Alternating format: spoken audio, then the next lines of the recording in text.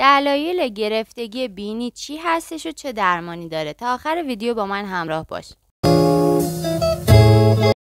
گرفتگی بینی چیه؟ در واقع گرفتگی و کیپ شدن بینی در اثر سرماخوردگی معمولی ایجاد میشه و دلایل گرفتگی بینی شامل حساسیت، هوای خشک، انحراف دیواره بینی، دود و تغییرات هورمونی هستش. شاید براتون سوال پیش بیاد علت گرفتگی بینی هنگام خواب چیه؟ معمولا کیپ شدن بینی هنگام خواب به خاطر تورم رگ‌های خونی در بینی هستش و به خاطر گرانش و آناتومی بینی این عارضه در شب بدتر میشه. حالا شاید بپرسید چرا؟ بهت میگم. وقتی که در طول روز ایستاده یا نشسته هستی، گرانش باعث میشه که مخاط به طور طبیعی خارج بشه و مخاط راه خودش رو از بینی و سینوس ها به پشت گلو باز میکنه. اما زمانی که در رخت خواب دراز میکشیم،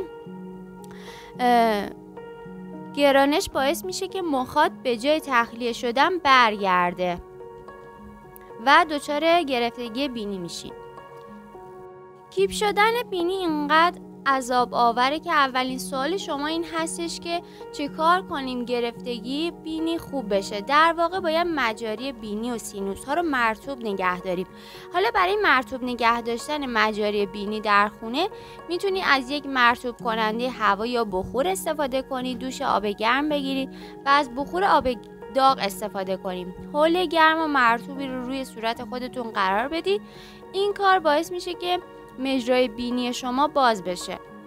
درمان گرفتگی بینی در خواب هم به این شکله که آب زیاد بنوشید، چون باعث شل شدن مخاط و تخلیه سینوس ها میشه.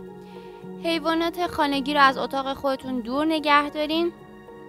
درمان گرفتگی بینی در طب سنتی به این صورتی که میتونید بخور آب گرم با روغن اوکالیپتوس یا روغن نعنا استفاده کنید. پس از ترکیب این مواد و جوش اومدن آب، سرتون رو بالای ظرف بگیرید و با یک حوله هوای گرم رو حفظ کنید و به مدت 10 دقیقه این کار رو انجام بدید. میتونه راه حل خوبی باشه. استشمام بوی پیاز به باز شدن مجاری بینی کمک میکنه، باعث ضد عفونی شدن مجرای تنفسیتون میشه.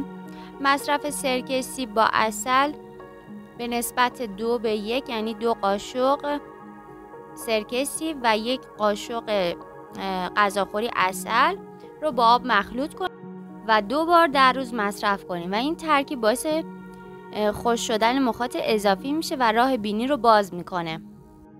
درمان گرفتگی بینی با مواد غذایی شامل مایعات گرم که به از بین بردن گرفتگی مجاری تنفسی کمک میکنه. ماهی که داره اسید چرب امگا 3 هستش، آلرژی رو کاهش میده. مصرف 1 قاشق چایخوری عسل علائم آلرژی و گرفتگی بینی رو از بین میبره.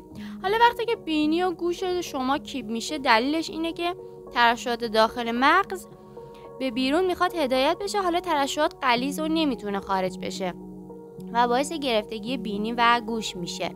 راهکارش بسیار ساده هستش. استفاده از بخور سرکه سیب باعث میشه که این ترشحات رقیق بشه و به راحتی خارج بشن و گرفتگی بینی و گوشتون از بین بره. خوشحال میشم که همراه من باشین. ویدیو رو لایک کنین، نظرتون رو برای من کامنت کنین. مرسی که هستین.